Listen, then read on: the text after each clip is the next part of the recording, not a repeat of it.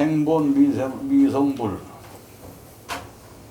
아생본 미성불. 나는 성불하지 못한 자로 이 세상에 태어났습니다. 환분무초소. 이제 어디로 다시 돌아갈지 갈 길이 막연하구나.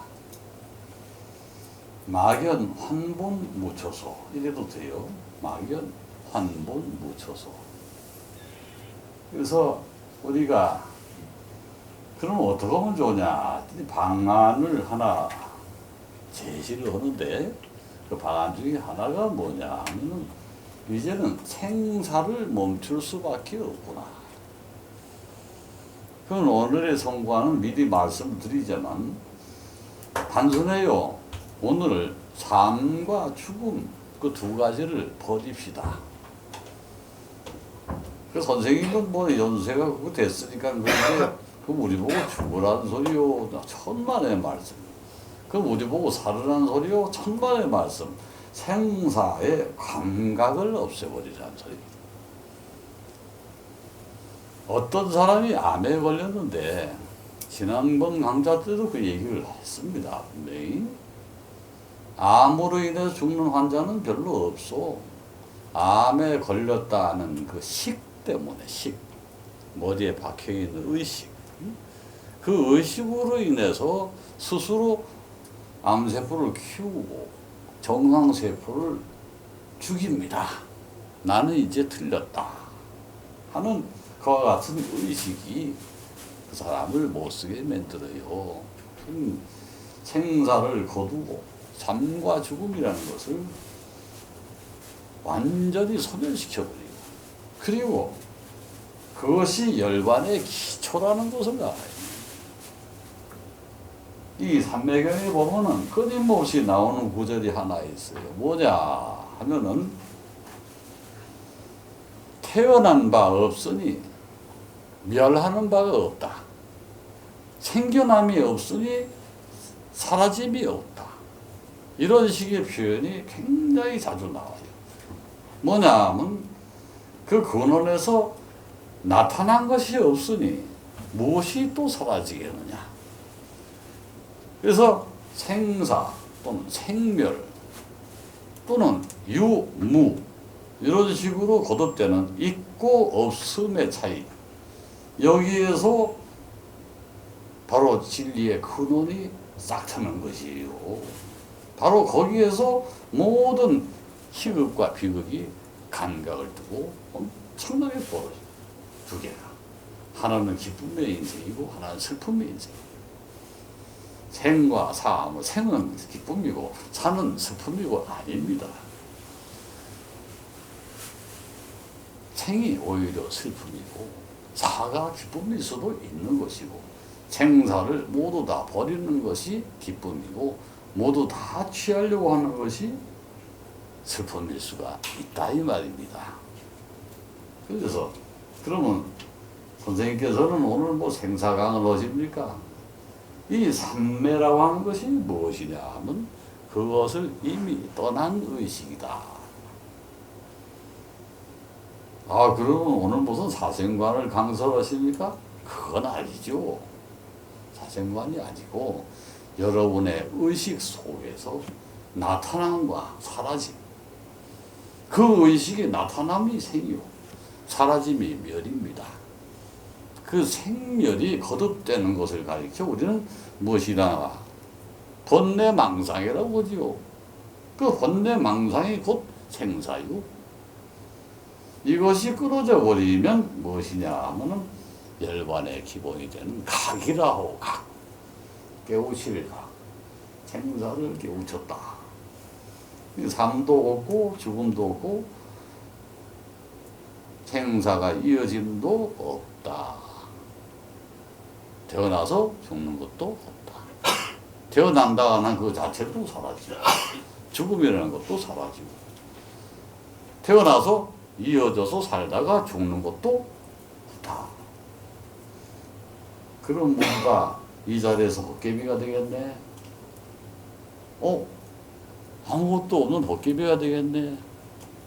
글쎄 사는 게 뭐 헛개비라면 뭐 이런 강좌를 할 거 뭐 있나. 그냥 조용히 앉았다 가면 되죠. 헛개비가. 근데 그게 아니고 실체라고 하는 것은 바로 환화되어 있는 환상처럼 보이는 그것이 있기 때문에 실체가 존재하는 거예요. 상대적으로 두 가지가 항상 그렇습니다. 물체가 있으면 햇빛이 쬐서 그림자가 생기듯이 항상 환화는 존재하는 거예요. 무슨 생각이 옳다 하면은 옳지 않다가 반드시 따라가는 거예요. 그렇지 않습니까? 내가 어디 가서 사람을 만나는데 그 사람이 참 좋아 보여. 그냥 홀딱 반했어. 그래서 그 사람하고 평생을 하기로 마음을 딱 먹었는데 한순간에 무너지는 수가 있어. 아주 단순해. 갈 때 아무 말도 없이 싹 돌아서 가지고 촉촉촉 인사를 안 하고. 저 사람이 저런 사람일 줄 몰랐는데 어떻게 저렇게 예의가 없지? 내가 정성 들여서 그렇게 잘해줬는데 내가 홀딱 반해가지고 저렇게 잘했는데 나가는 모습에서 조금도 호감을 보여주지 않는다? 나를 무시하는구나. 그것이 곧 그림자라. 왜? 그 마음을 먹었기 때문에. 실망이 곧 다가왔죠? 그 마음을 먹지 않았으면 실망이고 뭐고 없어. 또 슬픔도 따르지 않아. 그래서 혼자 눈물을 흘리면서 눈물을 흘리면서 집에 돌아가면서 아유 오늘은 망했다. 그 사람을 괜히 만났구나 하고서 뭐 때로는 슬픔 끝에 또 분노심이 터져가지고 화를 막 내고 집에 와서 강아지를 막 두드려 패고 막 그런 실체. 그게 인간이다. 그림자요. 빛을 쏘였으니 그림자가 생긴다. 음영의 법칙. 그것이 생과사요. 뭐 별개 생사. 생사라고 하는 것이 삶과 죽음인 줄 알아서 끊임없이 일어나는 가슴 속에서 요동치는 모든 것이 생사예요. 그럼 식이라고 하는 육식이 다 그와 같은 것이다. 안의 비설신이가 느끼고요. 색성, 향미, 촉의 모든 법이 그 육식법이 전부 거기에 해당되는 것이지. 우리 서가모니 부처님 내 몸을 이렇게 들여다보고 그랬다니까 내가 깨우침을 먹고 열반을 한 게 분명한데 이 몸은 이거 왜 따라다니는지 모르겠다 하면서 분명히 그분께서는 현명하신 분이니까 이렇게 자신을 합리화했을 겁니다.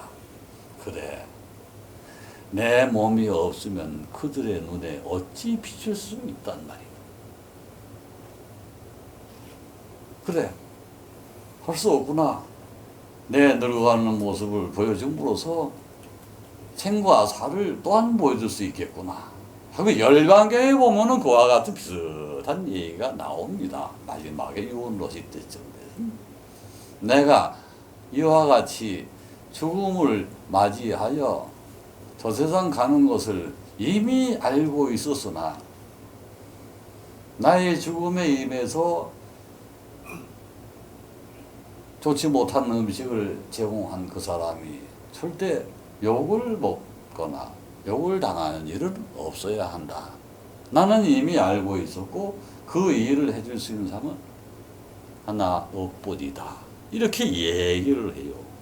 그래서 풀어줍니다. 모든 사람이. 석가열애쯤 됐으면 자기 생사 정도를 미리 알고 있었을 때 그 독한 음식을 왜 먹었을까 하는 의문을 풀어주시. 내가 이미 알고 있었고 이렇게 해서 내가 모습이 사라져야 되는 것이다. 저 사람이 아니면 다른 사람이 했으면 혹시 음해를 당할 수 있는데 나에게 얼마나 많은 은혜를 끼치는 사람이야. 뒤에서 다 알고 있는 사람이었어요. 그 사람이 잘못 음식을 줘서 그걸 먹고. 그러지 오해를 하지 말아 달라고 부탁을 하고. 그 죽음의 모습을 보면 살짝 누워서 이렇게 심장이 왼쪽으로 하늘 향하기로 약간 비슷한 방향으로 이렇게 잠자듯이 가셨다. 지금도 열반상 그렇게 모신 사람들이 우리나라는 별로 안 보시지만 저기 타일랜드 같은 데 크게 해가지고 황금빛으로 칠을 해서 참 찬란하게. 근데 죽음의 상을 왜 모셨을까? 바로 그것이 굉장히 중요한 의미를 가졌기 때문에 생사, 열반, 상공화라는 뜻이지. 응? 거기 선서자문에 나오지 않고 생사, 열반, 상공화라는 말 기억나시지? 막 뒤에 모시베 기분도 계실게야. 절에 자주 가면 맨날 테이프로 생사, 열반, 상공화 나오잖아. 생사, 열반이라는 것은 모두 같은 것이고 잘 어울려지는 하나의 현상에 불과하다. 이렇게 돼 있는 거예요. 그 삼매를 오늘 강좌에서 건강삼매에 대해서 지난번에 제가 어떤 얘기를 했기 때문에 들으신 분은 한 번 더 들어보세요. 건강삼매는 어떤 상황에서도 무너지지 않고 꿋꿋이 지켜나갈 수 있는 삼매. 그런 의미입니다. 건강삼매가 참 중요하죠. 그래서 지난번에 책도 제가 보여드렸지. 이 책은 아마 없을 거예요, 시중에는. 뭐 삼매경을 경전을 풀어놓은 책도 많이 있지만. 자, 그럼 오늘 본강 들어갑니다.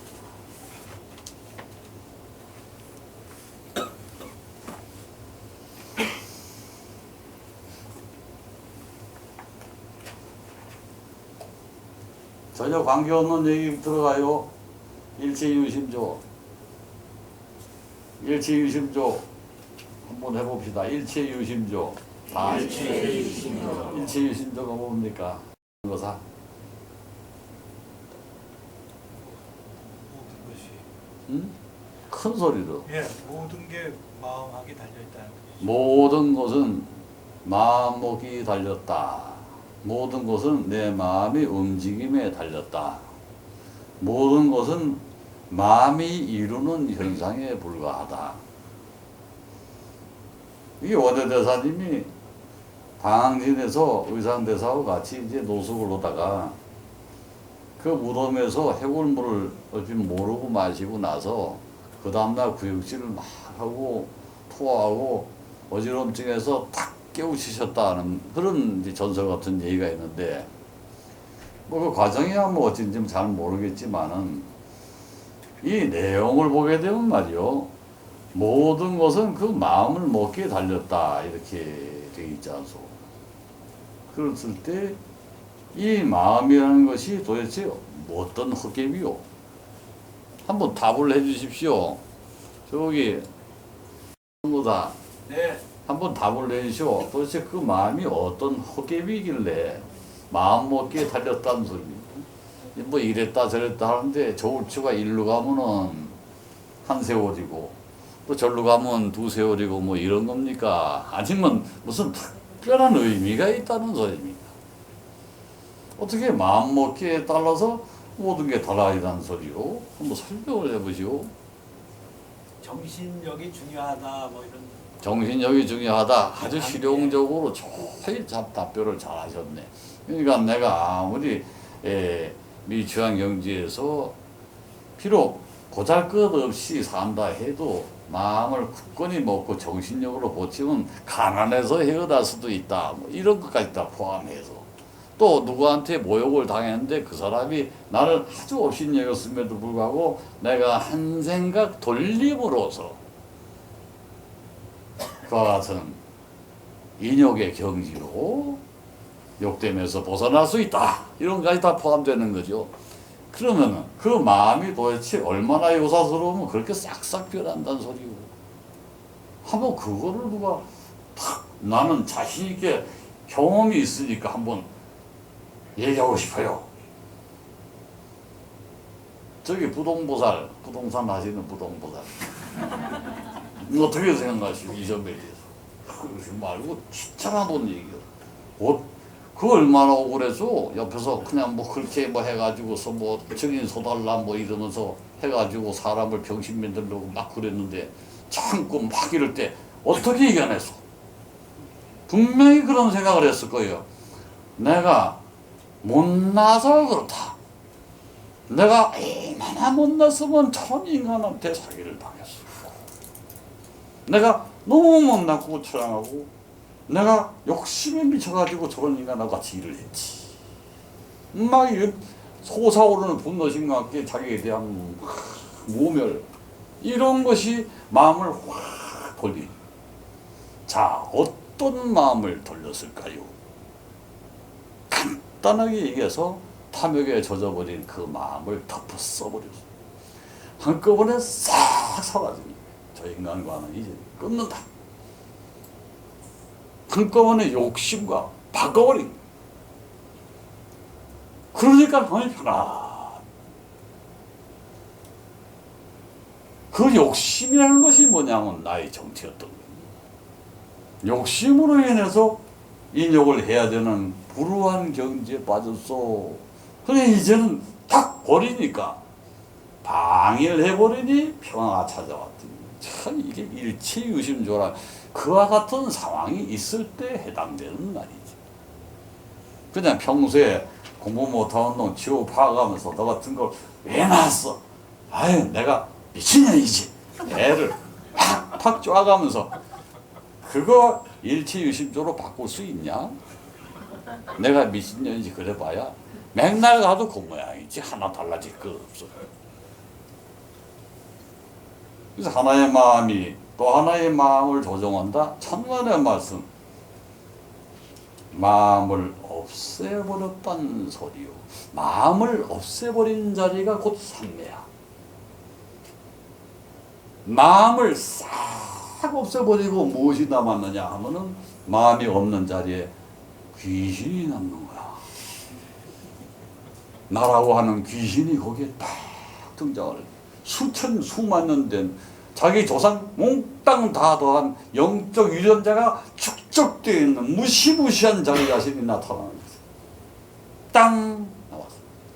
이건 8궤도 아니고 6궤도 아니고 도무지 해석을 하려 풀어낼 방법이 없는. 도대체 이렇게 막강한 자기가 있을 줄은 몰랐어.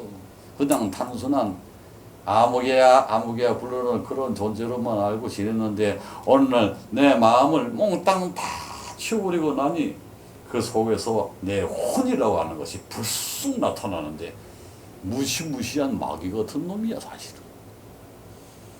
자, 어떻게 하면 좋을까? 골라야 돼 이제는. 그것을 보임이라고 하지. 보임이란 말이 거기에 해당된 선을 해서 깨우침을 얻은 사람들이 왜 보임을 해야 되느냐 하면은 수천 수만 년 동안 자기가 이어져 왔던 그 조상태에 대해 쌓여있는 모든 업장을 하나하나 지 스스로 가슴 속에서 풀어나가면서 지워나가고 없애버리는 그 일이 바로 보임이라고 하는 과정이에요. 보임이 끝나면 마음껏 한번 놀면서 정화되어 있는 네 혼을 이 세상에 띄워서 풍선처럼 풍류를 즐겨라 하는 것이 만유요.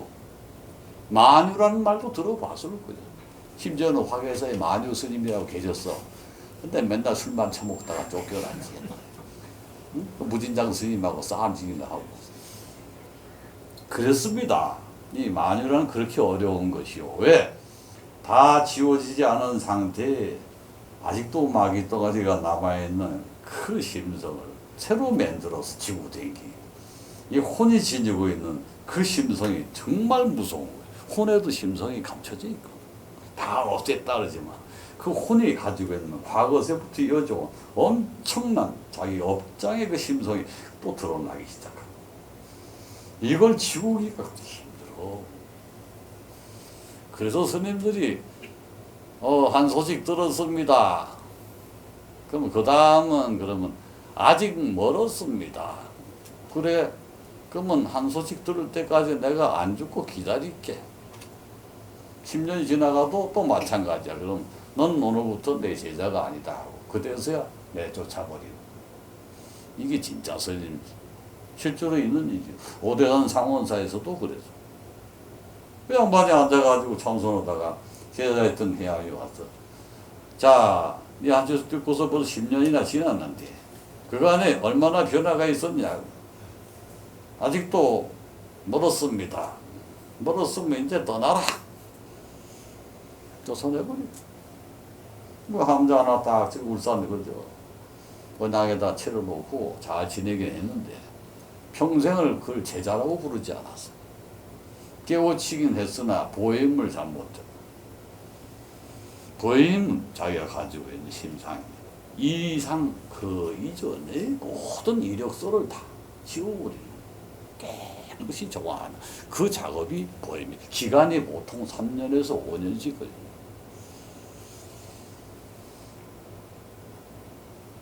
그래서 도노 점수가 어려운 것이에요. 도노 돈수는 생구라야. 도노 돈수 좋아하네. 도노 돈수는 돼지들이나 하는 거야. 돼지 머리로. 응? 돼지들이 깨우쳐서 돼지들이 닦을 때는 도노 돈수가 맞아. 하지만 도노 점수가 맞는 이유는 보행과 나뉘어가 있기 때문에. 그 과정이 보통 10년 이상이 걸려. 그래야 누구한테 딱 가서 보고, 아이고 김숙 씨 잘 있었나? 예, 안녕하셨어요. 무조건 좋아하는 거야. 누구나 무조건 좋아하는 거야. 악인도 앞에 가면 시들해져 가지고서 왜 이러냐 하면은 그 정도 되고신 분들 법력이 있어가지고 그 법력이 철철 넘지. 확 차니까 아니 큰 집이 있으면 집 안에 우리도 딱 들어가면 집이 아늑한 분위기를 딱 느끼듯이 그 양반하고 같이 딱 대하면 그냥 후끈하면서 가슴속으로 후끈하면서 피부는 시원해 서늘해. 무슨 말인지 이해하시게. 가슴속은 뜨거운 갑자기 즐거워지는데 피부는 서늘해지고 뭔가 오싹하고 무서운 걸 느낀다. 이와 같은 상태가 됩니다. 그 보인과 아주 다 건데. 그 다음에 큰 스님 만나면 큰 스님이 아 내가 한 세월 다 했구나 이러면서 눈썹을 찡그리면서 이렇게 됐다. 네가 고마 이 자리에 앉거라. 난 뒤뜰로 물러서 이렇게 얘기를 하죠. 이것이 진정한 선가의 전통이요. 오늘날 그와 같은 선가의 전통을 지키는 자 그거 있으면 남 나와서 얘기해봐라. 아무도 없는 것다. 미안하지만 내 말은 사실. 이 보임의 과정 20년을 걸리고 30년을 걸리고 쉬었고 오래져가지고 허리가 휘어서 짝지를 짚고 다니는 영감이 되었어도 그것이 이루지 못한 통황을 하면서 죽어가는 것이 만다라의 세계야. 만다라는 뭐냐 하면은 스님들의 무덤.